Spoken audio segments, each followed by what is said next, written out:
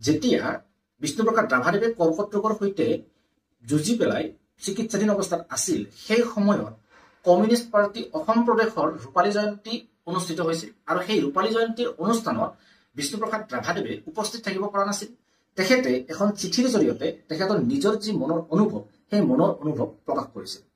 তেখেতে মনৰ অনুভৱ প্ৰকাশ কৰি যিখন চিঠি প্ৰদান কৰিছিল, সেই চিঠিখন পঢ়ি দিয়াৰ পিছত প্ৰতিগৰাকী লোকে এবাৰৰ বাবে হলেও চিন্তা কৰিবলৈ বাধ্য হৈছিল যে নিজৰ শৰীৰৰ অৱস্থা ভাল নোহোৱাৰ পিছতো এগৰাকী ব্যক্তিয়ে কিদৰে ইমান পজিটিভ আৰু দেশমাতৃৰ হকে কাম কৰিবলৈ উদ্বুদ্ধ হ'ব পাৰে। তেখেতে চিঠিখনত লিখা কথাসমূহে এটা কথা স্পষ্টভাৱে প্ৰতীয়মান কৰিছিল যে তেখেতে আকৌ এবাৰ সুস্থ হৈ উভতি আহি দেশমাতৃৰ হকে কাম কৰিব বিচাৰে।